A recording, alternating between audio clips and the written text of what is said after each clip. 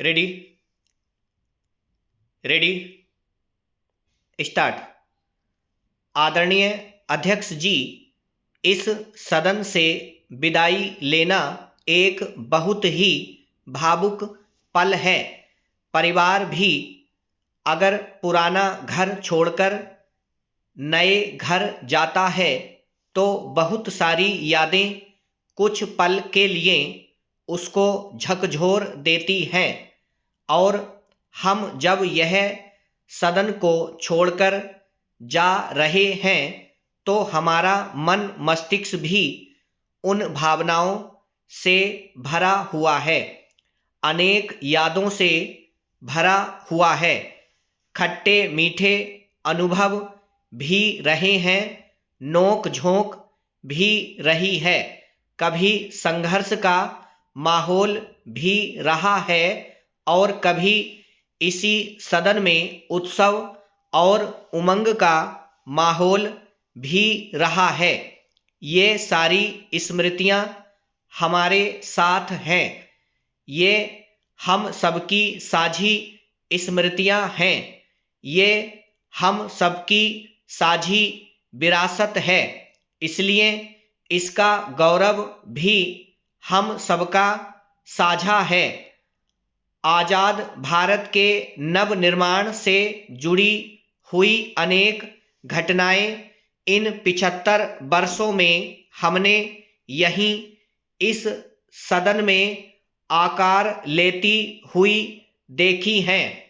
आज हम लोग जब इस सदन को छोड़कर नए सदन की ओर प्रस्थान करने वाले हैं, तब भारत के सामान्य मानवी की भावनाओं को जहां जो आदर मिला है, सम्मान मिला है, यह उसकी अभिव्यक्ति का भी अवसर है।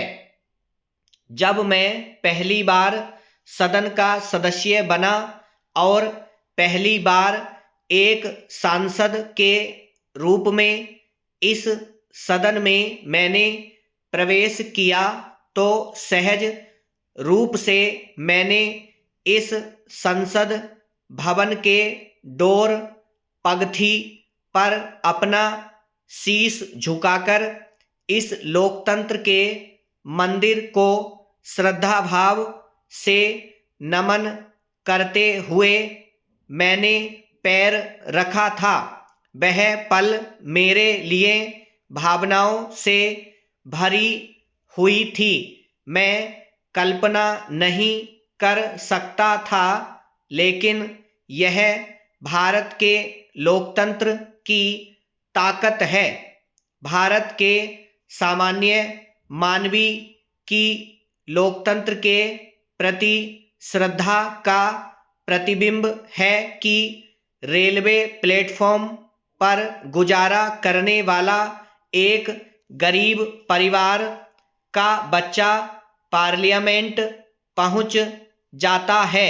मैंने कभी कल्पना तक नहीं की थी कि देश मुझे इतना सम्मान देगा, इतना आशीर्वाद देगा, इतना प्यार देगा, यह मैंने सोचा नहीं था।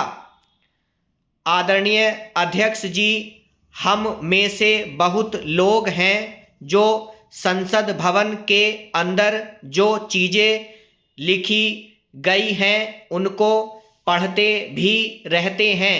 लोग कभी कभी उसका उल्लेख भी करते हैं। हमारे यहाँ संसद भवन के प्रवेश द्वार पर छांदोग्य उपनिषद का एक वाक्य लिखा है, लोक द्वारम करके वह पूरा वाक्य है। उसका मतलब यह होता है कि जनता के लिए दरवाजे खोलिए और देखिए कि कैसे वह अपने अधिकारों को प्राप्त करती है। हमारे ऋषि मुनियों ने यह लिखा है, यह इसके प्रवेश द्वार पर लिखा हुआ है? ब्रह्म।